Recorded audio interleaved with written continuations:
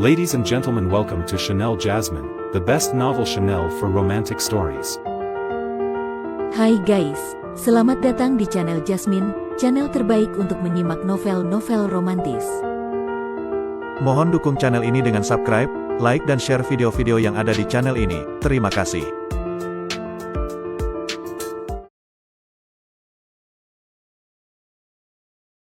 Kaisar Agung Seni Bela Diri bab 973. Jangan-jangan, Tetua Agung seolah tersentak oleh sebuah pemikiran. Jika semuanya sesuai dengan apa yang ia duga dalam hatinya, maka tidaklah mengherankan bahwa orang ini mampu mencapai puncak menara perenungan hati. Banyak rahasia inti Gunung Wanren diwariskan hanya dari satu kepala sekte ke kepala sekte berikutnya secara lisan. Meskipun ia adalah Tetua Agung, pengetahuannya pun tetap terbatas. Mulai hari ini, Luoxiu adalah murid inti Gunung Wanren. Tak seorang pun boleh lagi memperdebatkan hal ini. Tetua Agung mengucapkan pernyataan itu dengan suara lembut namun menggelegar, bergema dalam telinga semua orang yang hadir.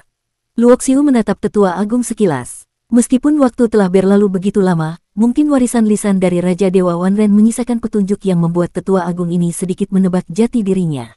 Namun, generasi sekarang sudah terlalu jauh dari zaman itu. Banyak yang hanya tahu bahwa Raja Dewa Wanren pernah mengikuti seorang tokoh luar biasa. Tapi siapa yang masih mengingat bahwa nama tokoh itu adalah Tai Sang King, orang pertama yang menjadi yang tertinggi setelah era reinkarnasi. Tentang kejadian di Menara Perenungan Hati, siapapun dilarang menyebarkannya keluar. Jika ada yang melakukannya, akan dianggap sebagai pengkhianatan terhadap sekte. Tambah Tetua Agung, kemudian berpikir bahwa sudah waktunya meminta kepala sekte keluar dari pengasingannya. Kembali ke halaman di Lembah Dewa Bulan, Yuer dan Siruo masih sedang berlatih dan tidak mengetahui apapun tentang kejadian luar biasa di luar sana. Sebagai yang tertinggi di kehidupan sebelumnya, barang-barang yang Luoxiu dulu Tai Sang King tinggalkan meskipun tidak tergolong sebagai harta tingkat tinggi, tetap merupakan benda langka dan tak ternilai bagi sebagian besar petarung. Tai Sang King tahu bahwa jalan pelatihan setelah reinkarnasi tidak akan mudah. Ia tidak meninggalkan benda terlalu canggih karena tahu dirinya yang terlahir kembali belum akan mampu menggunakannya. Namun bahkan begitu, isi dari kotak besi hitam itu sudah cukup untuk menopangnya hingga mencapai tingkat Dewa Iblis tingkat 7 tanpa kekurangan sumber daya. Barulah kali ini Luoxiu benar-benar merasakan apa itu, berlatih tanpa harus pusing mencari sumber daya. Meskipun Yuer dan Siruo tidak bisa disebut sebagai pemilik bakat tertinggi, mereka tetap memiliki potensi. Dengan cukup sumber daya dan tekun dalam pelatihan, tempat mereka sebagai para kuat di dunia ini pasti akan datang. Menjadi kuat bukan hanya soal bakat nasib, peluang, dan keberuntungan juga memainkan peranan besar. Banyak orang yang berbakat biasa saja, namun bisa berdiri di puncak dunia karena satu kesempatan emas. Dan Luoxiu adalah kesempatan emas itu bagi mereka. Ia yakin bisa membawa mereka menuju puncak Jalan Dao. Malam itu, Luoxiu mendorong pintu rumah kayu dan melangkah keluar. Ia menatap ke langit bulan penuh menggantung tinggi, cahayanya lembut seperti aliran perak. Tiba-tiba, sesosok bayangan melangkah turun dari langit, berjalan di atas cahaya bulan tanpa suara. Formasi dan segel pelindung di sekeliling halaman yang telah dipasang oleh Luoxiu seakan tidak berarti sama sekali di hadapan sosok ini.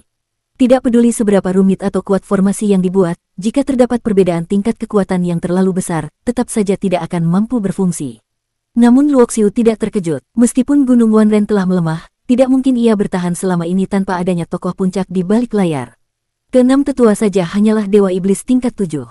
Sosok yang melangkah turun adalah seorang wanita bergaun hijau panjang. Penampilannya sangat memesona, wajahnya dingin, bibir merah merekah, dan di pinggangnya tergantung sebuah suling panjang yang diukir dari batu. Giok hitam. Saat semesta naik dan jatuh, hanya Tuan Tai Sang yang tetap berdiri. Wanita bergaun hijau itu berdiri di hadapan Luoxiu. Tatapan dinginnya menatap lurus ke arahnya, dan dari bibirnya terdengar ucapan yang hanya dimengerti segelintir orang. "Ada minuman?" tanya Luoxiu tenang, lalu berjalan ke bawah pohon dan duduk santai di atas tanah. Wanita itu mengernyitkan alis. "Kau tahu siapa aku? Tak peduli siapa kau. Jika kau bisa mengucapkan kalimat itu, aku kira-kira sudah tahu siapa dirimu." Luoxiu tersenyum ringan. Tanpa menjawab lebih lanjut, wanita itu mengayunkan tangannya. Di antara mereka muncul sebuah meja giok putih, sangat indah dan halus. Ia duduk di seberang Luoxiu, lalu mengeluarkan teko dan 2 cangkir juga dari giok. Sepertinya garis keturunan Wanren benar-benar mewarisi semua kebiasaannya. Kenapa mereka semua suka sekali benda dari giok? Luoxiu terkekeh, menuangkan minuman ke dalam cangkir, lalu meneguknya habis. Masih sama seperti dulu, setelah satu tegukan, wajah Luoxiu menampilkan ekspresi nostalgia. Dulu, Raja Dewa Wanren sangat menyukai minuman keras, dan ia selalu menggunakan peralatan dari giok. Bahkan seluruh dekorasi di tempat tinggalnya pun semuanya dari bahan giok. Tak hanya itu, Raja Dewa Wanren juga pandai meracik arak. Setiap kali berhasil membuat minuman lezat, ia pasti akan membawanya kepada Tai Sang King. Keduanya duduk bersama, menikmati arak dan membicarakan perubahan dunia. Jangan terus menatapku seperti itu. Aku tahu kau ingin aku mengucapkan bagian kedua dari kalimat itu. Tapi, tidakkah menurutmu, entah aku katakan atau tidak, sekarang semuanya sudah tidak terlalu penting. Kata Luoxiu sambil tersenyum santai. Itu adalah aturan leluhur. Wanita bergaun hijau itu tampak keras kepala, seperti wanita yang menjunjung prinsip hingga akhir. Saat semesta naik dan jatuh, hanya Tuan Taisang berdiri tinggi, dalam badai 10.000 dunia, akulah yang paling agung. Luoxiu tersenyum dan mengucapkan bagian keduanya. Sebenarnya, dua baris itu bukan berasal dari dirinya sendiri. Dulu, ketika Raja Dewa Wanren sedang mabuk, ia bersenandung dan mengucapkannya begitu saja. Itu terjadi pada masa setelah penguasa reinkarnasi generasi ke-8 dan banyak penguasa tingkat dewa tingkat 9 gugur dalam bencana besar. Dunia dalam kekacauan, dan Tai Sang King muncul dan bangkit di tengah kehancuran itu. Ketika akhirnya ia mencapai kedudukan sebagai yang tertinggi, dunia sudah kembali tenang. Saat itu, ia adalah tokoh paling agung yang berdiri di puncak segala eksistensi. Luluo menyampaikan salam hormat kepada Tuan Agung. Wanita bergaun hijau itu, yang bernama Luluo, akhirnya bangkit dari duduknya dan membungkuk dalam-dalam kepada Luoxiu kepada Tai Sang King yang kini telah kembali. Mata indah perempuan berbaju hijau itu bergetar halus. Ia tiba-tiba berdiri, lalu berlutut dengan penuh rasa hormat di hadapan Luoxiu. Gunung Wanren, dari satu generasi ke generasi berikutnya, akhirnya engkau kembali, wahai yang mulia, suara perempuan itu bergetar, syarat dengan emosi. Bagaimana dengan Raja Dewa Wanren? Tanya Luoxiu sambil meneguk satu cangkir arak lagi. Beliau telah wafat dan bersatu dengan Dao sejak miliaran tahun lalu, jawab si perempuan, menghela napas panjang. Meskipun Luoxiu telah menduga jawaban itu, mendengarnya secara langsung tetap membuat hatinya diliputi rasa kehilangan dan kesedihan mendalam. Gunung Wanren ini sudah sampai generasi keberapa? Tanya Luoxiu lagi. Hamba adalah kepala sekte generasi ke-96, jawab perempuan itu dengan penuh hormat. Sang pendiri meninggalkan pesan suci, Gunung Wanren akan selalu setia kepada Yang Mulia. Kini engkau telah kembali, kami siap mengorbankan jiwa raga untukmu, tanpa penyesalan. Sejak dahulu, hanya kepala sekte Gunung Wanren dari generasi ke generasi yang mengetahui siapa sebenarnya sosok Yang Mulia itu. Hanya merekalah yang tahu, orang yang disebut begitu oleh sang pendiri adalah makhluk seperti apa. Tai Sang King sebuah nama yang pernah menjadi tabu sejak sebelum satu zaman kekacauan kosmik. Di masa itu, banyak orang menyebutnya sebagai Tai Sang yang tertinggi. Dialah orang pertama di 8 penjuru semesta yang mencapai tingkat yang tertinggi. Ia sendiri yang menghancurkan roda reinkarnasi, mengakhiri zaman di mana takdir dan hidup makhluk-makhluk dikendalikan oleh kekuatan di luar mereka. Waktu berlalu dengan sangat panjang. Dunia telah melupakannya, namun Gunung Wanren tidak. Para kepala sekte mewariskan kenangan tentang Tai Sang dari satu generasi ke generasi berikutnya. Bangunlah, di hadapanku, tak perlu bersikap kaku. Dalam kehidupan ini, aku bukan lagi Tai Sang King. Aku hanyalah Luoxiu, seorang dewa iblis tingkat 5. Suara Luoxiu tenang dan damai. Terima kasih, Yang Mulia. Perempuan berbaju hijau itu, bernama Luluo, bangkit dan berdiri di hadapannya dengan penuh takzim. Identitasku jangan sampai diketahui siapapun selain dirimu. Selain itu, aku punya beberapa urusan yang butuh bantuanmu. Hamba siap menerima perintah Yang Mulia. Jawab Luluo serius. Aku butuh beberapa bahan. Ini daftar lengkapnya. Luoxiu menyerahkan sebuah lempengan giok. Siapkan bahan-bahan ini, dan tetapkan satu wilayah latihan dengan lembah Dewa Bulan sebagai pusatnya. Baik, Luluo bergerak dengan sangat cepat. Hanya dalam satu hari, ia sendiri yang mengantarkan semua bahan ke lembah Dewa Bulan. Semua bahan tersebut adalah bahan-bahan formasi, kualitasnya seragam, tingkat 7.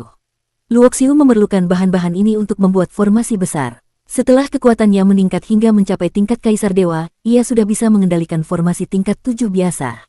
Dengan bantuan 3 harta besar yang dimilikinya, Istana Reinkarnasi, Mutiara Hidup Mati, dan Inti Cahaya Abadi, ia bisa mengalirkan kekuatan hukum ke dalam formasi, menciptakan aura Dao sejati, dan membuat formasi tersebut mampu menampilkan kekuatan sejati dari tingkat 7. Kekuatan hukum yang dibangkitkan melalui formasi jauh lebih kuat dibanding kekuatan yang ia ciptakan dengan teknik Dewa Perubahan. Apa yang ingin dilakukan Luoxiu kali ini bukan main-main menembus ruang antara alam liar dan dunia 3000. Kini setelah ia berdiri kokoh di Gunung Wanren, waktunya telah tiba untuk membawa seluruh klan Ji dan klan Dewa Perang menyeberang ke dunia baru bersamanya.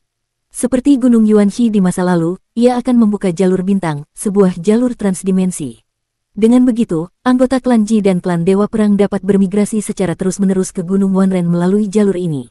Lahan pelatihan yang ia perintahkan Luluo untuk siapkan adalah tempat khusus untuk menyambut kedatangan kedua klan besar tersebut. Dengan tingkat kekuatanmu, merobek lapisan ruang tidak sulit. Bisakah kamu mengunci koordinat ini? Luoxiu menyerahkan sebuah lempengan giok dengan koordinat yang mengarah ke lokasi klan Ji di dunia 3000. Sedikit yang tahu bahwa perempuan berbaju hijau ini bernama Luluo. Sebagian besar mengenalnya hanya sebagai kepala sekte Gunung Wanren. Ia bisa mencapai posisi ini tentu karena kekuatannya luar biasa Dewa Iblis tingkat 8. Bisa. Luluo menyelidiki isi giok itu dengan kekuatan spiritualnya, merenung sejenak, lalu mengangguk. Bagus. Aku akan mulai menyusun formasi. Ketika aku memberi aba-aba, sobeklah lapisan ruang itu.